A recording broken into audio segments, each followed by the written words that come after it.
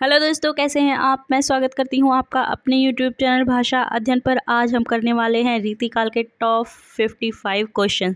चाहे आप किसी भी परीक्षा की तैयारी कर रहे हैं, अगर रीतिकाल से क्वेश्चंस बनते हैं तो इसमें से एक दो क्वेश्चन जरूर फंसेंगे, इसलिए वीडियो को अंत तक देखिएगा और स्किप तो बिल्कुल मत कीजिएगा, क्योंकि आज की वीडियो आपके लिए बहुत ही ज़्यादा इंपॉर्टेंट होने वाली है। इसलिए वीडियो को लाइक और चैनल को सब्सक्राइब भी जरूर कर लीजिएगा, ताकि आगे आने वाले वीडियोज़ की नोटिफिकेशन आपको मिलते रहें।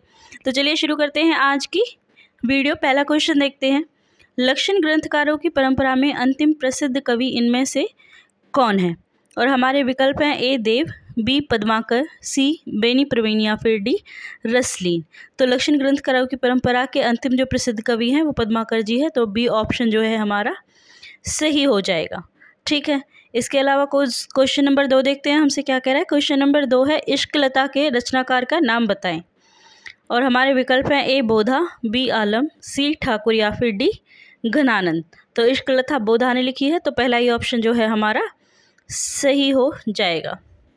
ठीक है, चलिए क्वेश्चन नंबर 3 देखते हैं। क्वेश्चन नंबर 3 में हमसे क्या पूछा जा रहा है कि छत्र प्रकाश किस कवि की कृति है? ए ग्वाल, बी सेनापति, सी लाल कवि या फिर डी पद्माकर। तो छत्र प्रकाश लाल कवि की जो है कृति है, तो ऑप्शन सी है जो हमारा सही हो जाएगा।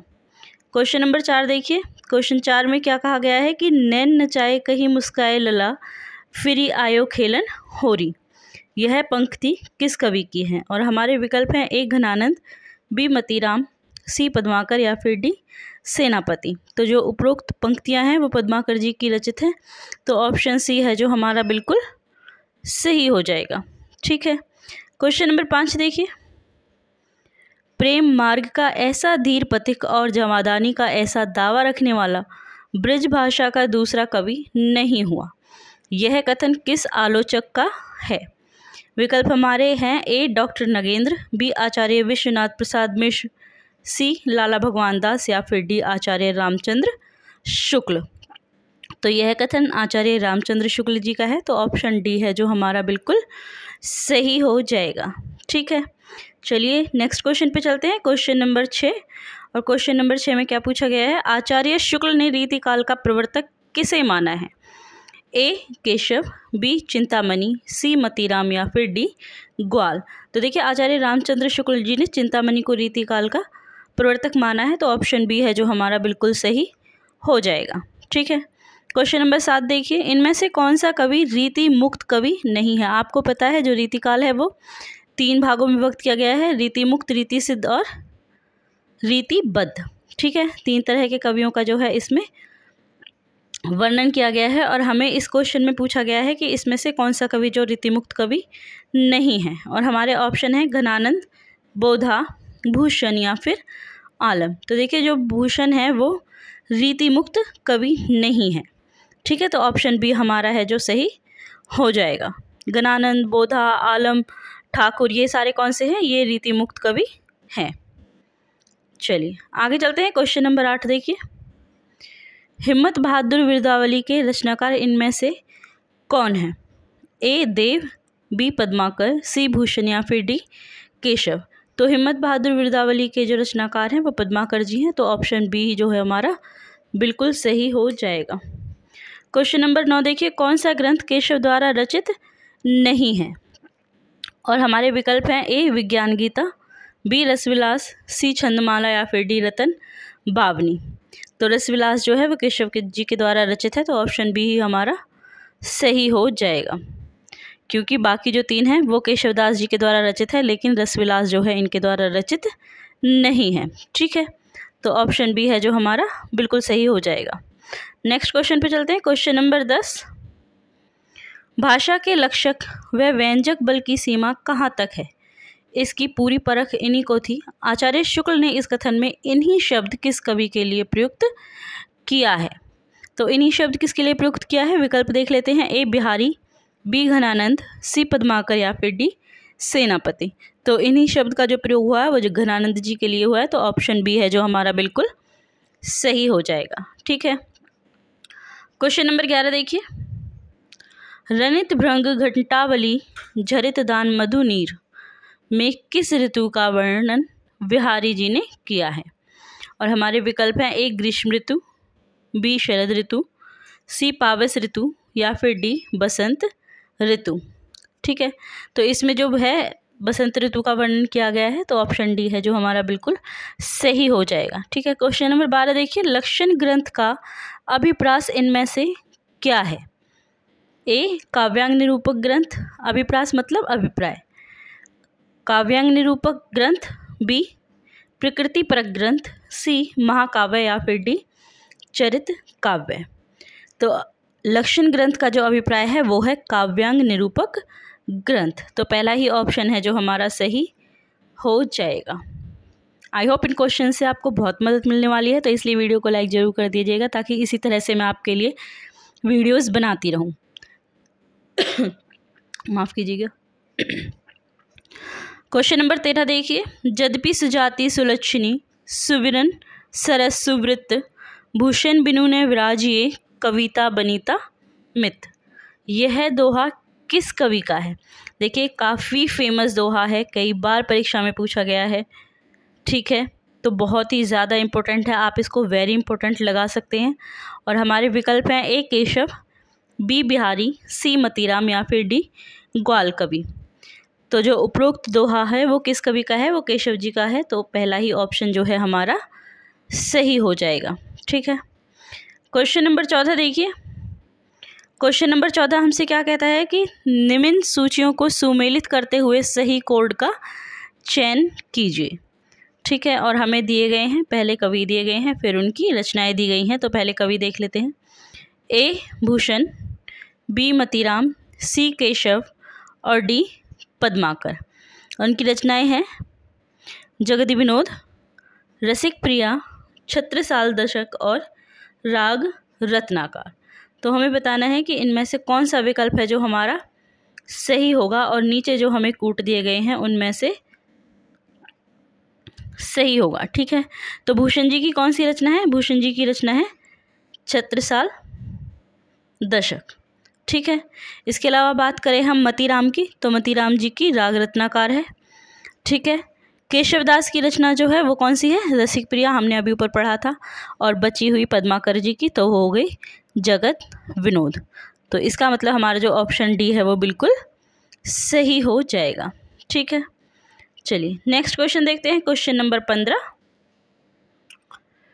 जयपुर नरेश प्रताप शाही के दरबार में रहने का श्रेय किस कवि को मिला है? और हमारे विकल्प हैं ए बिहारी, बी सेनापति, पद्माकर या फिर मतीराम। तो जयपुर नरेश प्रताप शाही के दरबार में जो है पद्माकर को रहने का श्रेय मिला है, तो सेकंड ऑप्शन ही है जो हमारा सही हो जाएगा। ठीक है, क्वेश्चन नंबर 16 देखिए, क्वेश्चन नंबर 16 है कि इनमें से कौन सी विशेषता सामान्यतः रीतिकालीन काव्य की नहीं है? ठीक है, नेगेटिव में हमें क्वेश्चन पूछा गया है। कई बार हमें क्या होता है कि पेपर में हम इतने मतलब जल्दी करने की कोशिश में हम ये देखना भूल जाते हैं कि क्वेश्चन नेगेटिव में पूछा जा रहा है या पॉजिटिव में। तो आपको इस बात पे ध्यान देना है, एग्ज़ाम के टाइम पे पजल नहीं होना है।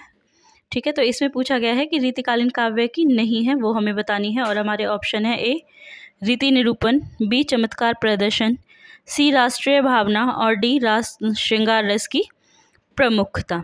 तो रीतिकालीन क्या था? श्रृंगार रस की उसमें ज़्यादा प्रधानता थी, उसमें राष्ट्रीय भावना बिल्कुल भी नहीं थी। तो ऑप्शन सी जो है वो हमारा बिल्कुल सही हो जाएगा। ठीक है, क्वेश्चन नंबर 17 देखिए, इनमें से कौन सा कवि इटावा, जटावा नहीं है, इटावा का निवासी माना जाता है?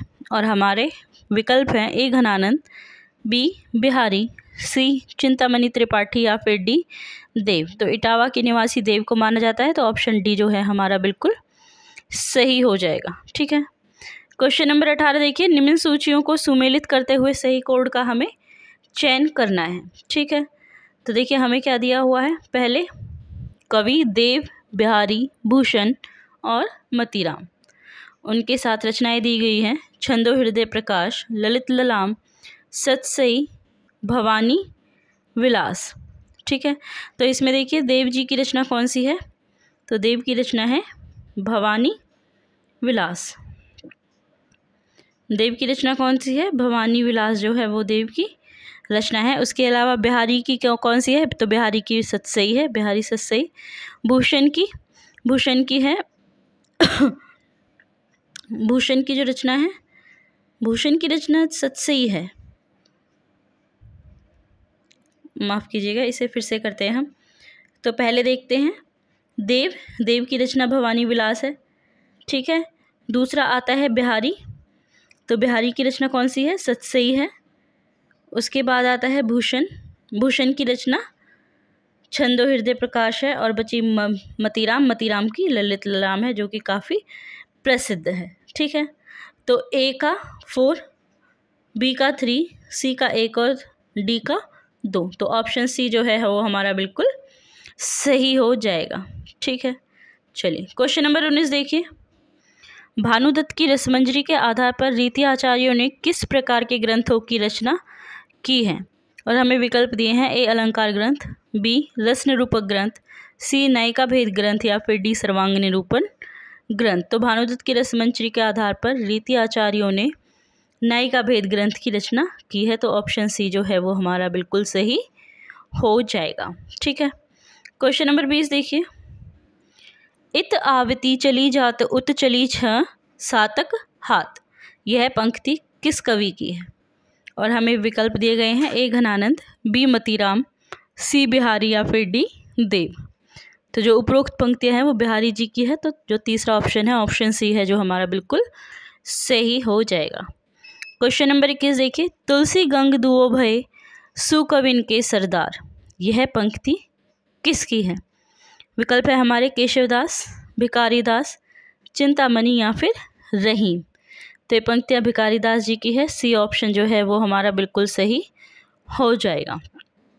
आई होप आपको क्वेश्चंस अच्छे लग रहे हैं, और अगर आपको मेरी वीडियो अच्छी लगी तो चैनल को सब्सक्राइब जरूर से कीजिएगा और वीडियो को भी लाइक कर दीजिएगा और अपने दोस्तों के साथ शेयर कीजिए, ताकि उन्हें भी इन क्वेश्चन से फ़ायदा हो सके, ठीक है। क्वेश्चन नंबर 22 देखिए।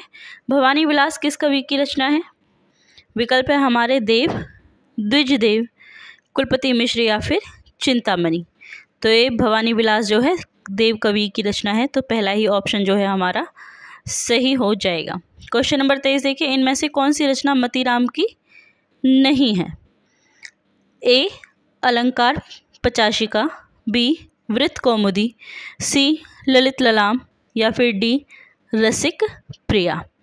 तो इसमें जो ऑप्शन डी है रसिक प्रिया, वो हमारा ठीक हो जाएगा, क्योंकि मतीराम जी की नहीं बल्कि केशव जी की रचना है। तो ऑप्शन डी है जो हमारा बिल्कुल सही हो जाएगा, ठीक है। क्वेश्चन नंबर 24 देखिए। रीतिकाल में वीर रस की कविता करने वाला कवि इनमें से कौन है? ए मतीराम, बी बिहारी, सी चिंतामणि या फिर डी भूषण। तो वीर रस की कविताएं कौन करते थे? भूषण करते थे। ऑप्शन डी जो है वो हमारा बिल्कुल सही हो जाएगा। क्वेश्चन नंबर 25 हमसे कहता है कि इनमें से रीति सिद्ध कवि कौन है? बिहारी, देव, घनानंद या फिर पद्माकर। तो जो बिहारी हैं वो रीति सिद्ध कवि हैं, तो पहला ही ऑप्शन जो है हमारा सही हो जाएगा, ठीक है। क्वेश्चन नंबर 26 देखिए। रीतिकाल में रचित अधिकांश काव्य इनमें से किस प्रकार का है? और हमारे विकल्प है, ए मुक्तक, बी प्रबंध, सी कथा काव्य या फिर डी चंपू। तो रीतिकाल के जो रचित अधिकांश काव्य हैं वो मुक्तक काव्य है, तो पहला ही ऑप्शन जो है हमारा सही हो जाएगा, ठीक है। बिहारी सतसई पर किसका प्रभाव नहीं है? और हमारे विकल्प है गीत गोविंद, गाथा सप्तशती, अमरुक शतक या फिर आर्य सप्तशती। तो देखिए अमरुक शतक हुआ, आर्य सप्तशती, गाथा सप्तशती, इन सभी पर जो है बिहारी सतसई पर जो है इनका प्रभाव है, लेकिन गीत गोविंद पहला ऑप्शन जो है इसका प्रभाव नहीं है, तो पहला ही ऑप्शन जो है हमारा सही हो जाएगा, ठीक है। क्वेश्चन नंबर 28 देखिए।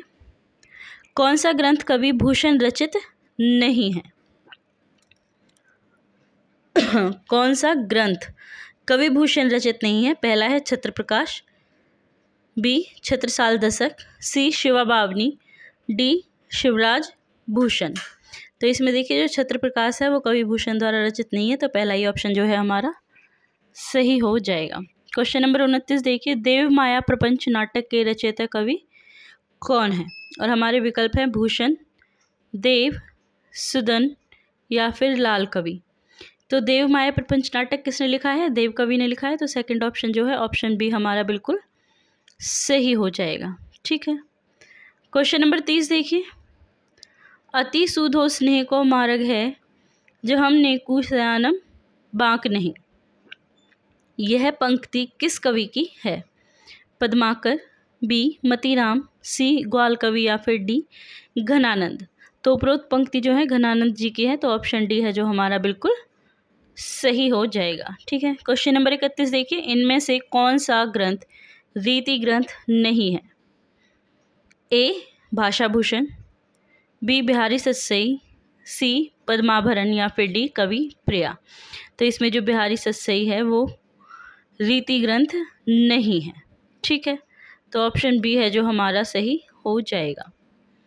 क्वेश्चन नंबर 32 देखिए। रीतिबद्ध कवियों की तुलना में घनानंद का श्रृंगार वर्णन अधिक आकर्षक है, क्योंकि वह आगे है। ए सुजान प्रेरित है, बी मासल प्रेरित है, सी अलौकिक है या फिर डी स्वानुभूति एवं स्वच्छंद है। तो रीतिबद्ध कवियों की तुलना में घनानंद का श्रृंगार वर्णन अधिक आकर्षक क्यों है? क्योंकि वह स्व अनुभूत और स्वच्छंद है। तो ऑप्शन डी है जो हमारा बिल्कुल सही हो जाएगा। ठीक है, क्वेश्चन नंबर 33 देखिए। इनमें से कौन सा कवि रीतिबद्ध कवि है? देव, बी बिहारी, सी घनानंद या फिर डी ठाकुर। तो इसमें से जो देव कवि है वो रीतिबद्ध कवि है, बाकी कौन से हैं? बाकी रीति सिद्ध कवि होते हैं। ठीक है, चलिए तो नेक्स्ट क्वेश्चन देखिए, क्वेश्चन नंबर 34। क्वेश्चन नंबर 34 देखिए। भाषा भूषण के रचयिता इनमें से कौन है? और हमारे विकल्प हैं। ए देव, बी ग्वाल, सी जसवंत सिंह या फिर डी मतीराम। तो जसवंत सिंह की जो है ये रचना है, तो ऑप्शन सी है जो हमारा बिल्कुल सही हो जाएगा। ठीक है, चलिए अगले क्वेश्चन पे चलते हैं। अगला क्वेश्चन हमसे क्या पूछ रहा है देखिए।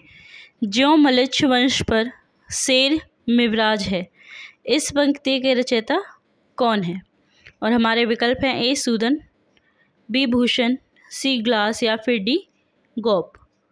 तो भूषण जी की जो ये हैं पंक्तियां हैं, भूषण जी इसके रचयिता है, तो ऑप्शन बी जो है हमारा बिल्कुल सही हो जाएगा। ठीक है, क्वेश्चन नंबर 36 देखिए। रीति मुक्त स्वच्छंदतावादी कवि इनमें से कौन है? घनानंद, भूषण, पद्माकर या फिर सेनापति। तो घनानंद जो है वो रीति मुक्त स्वच्छंदतावादी कवि माने जाते हैं, तो पहला ही ऑप्शन है जो हमारा सही हो जाएगा। Question number 37। ऊंचे घोर मंदिर के अंदर रहने वाली ऊंचे घोर मंदिर के अंदर रहती है, यह पंक्ति किस कवि की है? और हमारे विकल्प है। पद्मावत, सूदन, भूषण या फिर चिंतामणि। ये पंक्तियां भूषण जी की हैं, तो ऑप्शन सी जो है हमारा बिल्कुल सही हो जाएगा। ठीक है, क्वेश्चन नंबर 37 देखिए। भूषण का कौन सा ग्रंथ इनमें रीति ग्रंथ है? तो पहला है शिवराज भूषण, बावनी, सी छत्रसाल दशक या फिर डी इनमें से कोई नहीं। तो शिवराज भूषण जो ग्रंथ है वो रीति ग्रंथ है, तो पहला ही ऑप्शन जो है हमारा सही हो जाएगा। ठीक है, क्वेश्चन नंबर 39 देखिए। रामचंद्राभरण नामक अलंकार ग्रंथ के रचयिता कौन है? और हमारे विकल्प हैं। ग्वाल कवि, सेनापति, गोप या द्विजदेव। तो रामचंद्राभरण नामक अलंकार ग्रंथ के जो रचयिता हैं वो गोप कवि हैं, तो ऑप्शन बी जो है हमारा बिल्कुल सही हो जाएगा। क्वेश्चन नंबर 40 देखिए। व्यंग्यार्थ कौमुदी के रचनाकार का नाम बताइए। विकल्प देख लीजिए। गिरधरदास, रघुदास, दुल्हा या फिर प्रताप शाही। तो व्यंग्यार्थ कौमुदी के प्रताप शाही जो है रचनाकार है, तो ऑप्शन बी है जो हमारा बिल्कुल सही हो जाएगा। ठीक है, आगे देखिए क्वेश्चन नंबर 41। केशवदास का कौन सा ग्रंथ लक्षण ग्रंथ है? ए रामचंद्रिका, बी कवि प्रिया, सी विज्ञान गीता या फिर डी जहांगीर जस चंद्रिका। तो जो कवि प्रिया है वो केशवदास जी का लक्षण ग्रंथ माना जाता है, तो ऑप्शन बी जो है हमारा बिल्कुल सही हो जाएगा। क्वेश्चन नंबर 42 देखिए। शिवा बावनी में किसके शौर्य की गाथा है? और हमारे विकल्प हैं। औरंगजेब, संभाजी, छत्रसाल और शिवाजी। देखिए इसका नाम ही शिवा बावनी है, तो आप इससे आइडिया भी लगा सकते हैं कि इसमें शिवाजी की जो है शौर्य और गाथा का वर्णन है। ठीक है, तो ऑप्शन डी है जो हमारा बिल्कुल सही हो जाएगा। क्वेश्चन नंबर 43 देखिए, पद्माभरण में विवेचन है किसका? अलंकार का, रस का, नय का, भेद का, या फिर इन सब का। तो पद्माभरण में अलंकारों का विवेचन किया गया है, पहला ये ऑप्शन जो है हमारा सही हो जाएगा। ठीक है।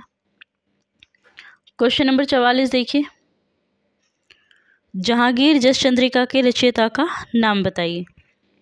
ए भूषण, बी घनानंद, सी केशव, या फिर डी आलम।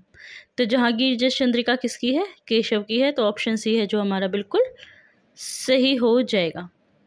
क्वेश्चन नंबर 45 देखिए, आचार्य रामचंद्र शुक्ल ने रीतिकाल की समय सीमा कब से कब तक मानी है? तो पहला ऑप्शन है हमारा 1375 से 1700, दूसरा है 1700 से 1900, सी है 1700 से 1900 ईस्वी, इसमें विक्रम है और इसमें ईस्वी है, और डी है कोई नहीं। तो आपको एक चीज़ याद रखनी है, रामचंद्र शुक्ल जी ने जो विभाजन किया है इतिहास का वो ईस्वी में नहीं किया है बल्कि विक्रम संवत में किया है। ठीक है। और उन्होंने रीतिकाल की जो समय सीमा मानी है वो 1700-1900 ईस्वी मानी है। ठीक है। अगर 1375 से 1700 विक्रम संवत की बात करें तो उन्होंने यहाँ भक्ति काल माना है, और 1090 से उन्होंने 1375 तक कौन सा माना है? वीरगाथा काल माना है। ठीक है। चलिए आगे चलते हैं। क्वेश्चन नंबर 46, इनमें से कौन सा नाम रीतिकाल का नहीं है? हमारे ऑप्शन है उत्तर मध्यकाल, बी पूर्व मध्यकाल, सी श्रृंगार काल, या फिर डी अलंकृत काल। तो देखिए इसमें जो पूर्व मध्यकाल है वो रीतिकाल का नाम नहीं है। श्रृंगार काल किसने रखा है? अलंकृत काल मिश्र बंधुओं ने रखा है। श्रृंगार काल राहुल साकृत्यायन ने रखा है। उत्तर मध्यकाल ये शुक्ल जी का दिया गया नाम है। ठीक है। लेकिन पूर्व मध्यकाल जो है रीतिकाल को किसी ने भी नहीं दिया है। तो ऑप्शन बी जो है हमारा सही हो जाएगा। ठीक है। क्वेश्चन नंबर 47 देखिए, हिंदी के किस काल में लक्षण ग्रंथों का निर्माण हुआ है?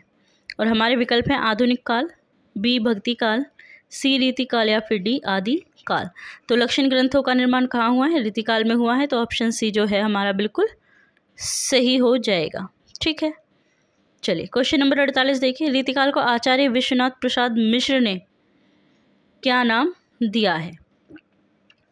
और हमारे ऑप्शन है अलंकृत काल, रीतिबद्ध काल, मध्यकाल, या फिर श्रृंगार काल। तो विश्वनाथ प्रसाद जी ने इसे श्रृंगार काल कहा है। तो ऑप्शन डी है जो हमारा बिल्कुल सही हो जाएगा। ठीक है। आगे देखिए, तंत्रीनाद कवित रस सरस राग रति तंग, यह पंक्ति किस कवि की है? और हमारे विकल्प दिए गए हैं हमें, ए केशव, बी मतीराम, सी बिहारी, या फिर डी घनानंद। तो उपरोक्त जो पंक्तियां हैं वो बिहारी जी की हैं। तो थर्ड ऑप्शन जो है ऑप्शन सी हमारा सही हो जाएगा। और आज का अंतिम प्रश्न देखिए, कठिन काव्य का प्रेत किस कवि को कहा जाता है? ए पद्माकर, बी घनानंद, सी केशव, या फिर डी भूषण। तो केशव जी को जो है कठिन काव्य का प्रेत कहा जाता है। ठीक है। तो ऑप्शन सी है जो हमारा बिल्कुल सही हो जाएगा।